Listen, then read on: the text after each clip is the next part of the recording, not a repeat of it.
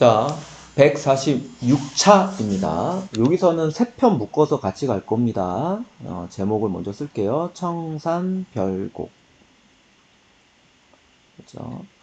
그래서 146차, 147차, 148차까지 한 번에 묶어서 갈게요. 청산별곡. 주요 시어들이 중요해서 제가 일부러 세 편으로 좀 나누어서 설명을 드리려고 합니다.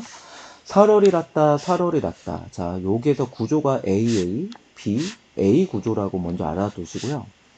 청산별곡은 고려가요거든요. 이 고려가요의 형식적인 면은 좀 암기해 주세요. 3분후.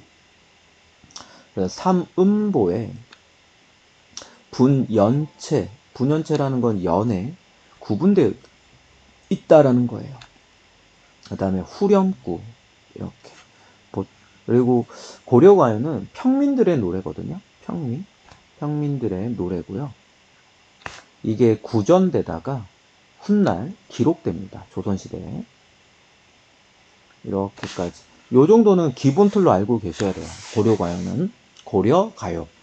그래서 일단 살얼이 살얼이랐다 청산. 여기서 청산의 의미 먼저 잡습니다. 청산 네모칸 할게요.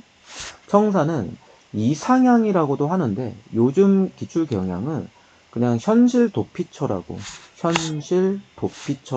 얘기를 하더라고요. 현실 도피처. 그래서 이 이상향에 대한 현실 도피처에 대한 소망 이렇게 머리랑 다리 그냥 산에서 흔히 나는 열매라고 생각해 주시고요. 이게 단사표음을 의미합니다. 단사표음 기억나시죠? 소박한 음식, 소박한 산. 청산에 살얼이랐다. 얄리얄리, 얄라리, 얄라. 오케이. 이게 후렴구입니다. 근데 이 후렴구는 이렇게도 문제가 나오니까 알아두세요. 후렴구는 의미가 없어요. 여기서 그죠? 후렴구는 얄리얄리, 얄라성, 얄라리, 얄라 이렇게 놀리는 것 같잖아요. 아무런 의미 없어요. 의미가 없는데 이 분위기라든지 이 흥을 높여요. 정말. 근데 내용과는 상반된 분위기를 형성합니다. 상반된 분위기. 처음부터 끝까지 좀 보시면 분위기가 약간 우울하거든요. 근데 이 후렴구는 굉장히 즐거워요. 그래서 내용과 상반된 분위기를 형성한다. 알아두시고요. 우는구나 새요, 우는구나 새. 요 새는 감정이입 예문으로 많이 나옵니다.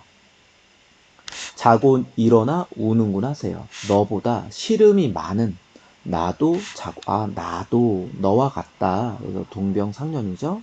그래서 새가 감정이입입니다. 상면 운이노라. 그럼 여기까지는 뭐가 드러났냐면 삶의 비애가 드러나 있어요. 삶의 비애, 슬픔. 너무 슬프대요. 나도 자고 일어나 울고 있다. 그래서 화자는 새에다가 자신의 감정을 이입해서 자신의 삶의 아픔을 드러내고 있다. 끝난 거 아닙니다. 다시 뒤에 이어서 갑니다. 그 다음 시작 계속 해볼게요. 가던 새 본다, 가던 새 본다. 물 아래 가던 새 본다. 그렇죠? 그래서 물 아래라는 말은 속새를 의미해요. 속새. 그러니까 앞부분에 했던 청산과는 대비되는 공간입니다. 청산과 대비. 그럼 여기서 새라는 말이 여러 가지로 해석돼요. 하지만 그냥 일반적인 해석으로 갈게요. 가는 새를 본다, 가는 새를 본다. 물 아래를 향해서, 속새를 향해서 가는 새를 본다. 잉묻은 쟁글라. 녹슨, 쟁기라고. 이것도 해석이 조금 다양합니다. 일반적 해석만 할게요. 녹슨, 쟁기.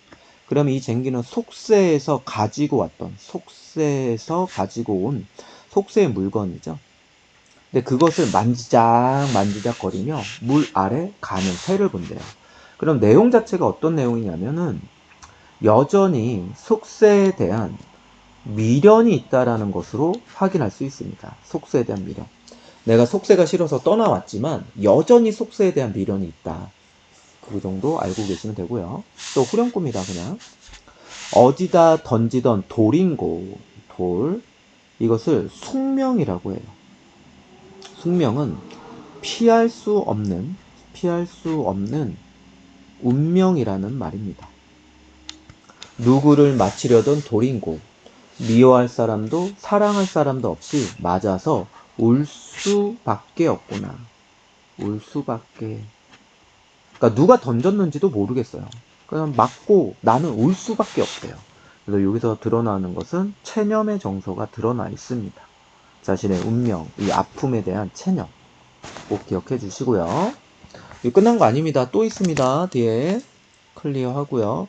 제가 소재 중심을 본다고 했으니까 제발 이 청산이라든지 앞부분에 나왔던 새라든지 물 아래 돌 이런 소재의 의미 파악이 굉장히 중요한 시입니다.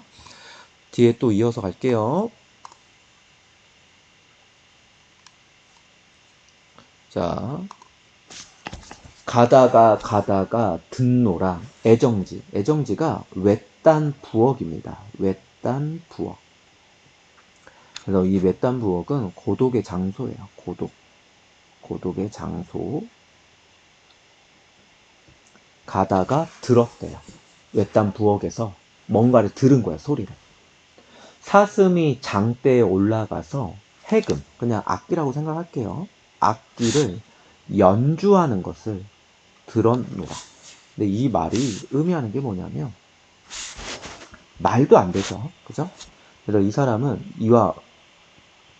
이와 같은 기적이 일어나길 바라는 절박함이 드러나 있다라고 해석을 해주셔야 돼요. 절박함. 이 사람이 너무 외로운 거거든요. 너무 외로워서 지금 이런 말도 안 되는 일이지만 기적과 같은 일이 나한테도 벌어졌으면 좋겠다. 이런 말입니다. 그 다음 가다가 배부른 독에 설진 강수. 이게 독한 술이라고 할게요. 독한 술이고요. 이글 속에선 일시적 해소의 수단입니다. 일시적이에요. 완벽한 해소가 아니라. 그러니까 지금 이 근심과 외로움을 술 한 잔 먹고 잊고 싶다 이런 말이에요. 조롱받꽃 누룩이. 원래 조롱받꽃 누룩입니다. 누룩인데 그냥 이렇게 할게요. 술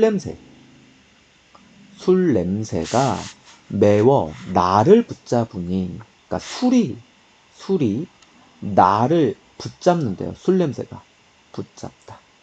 이 말은 내가 술을 먹고 싶다라는 거죠. 내가 술 먹을래.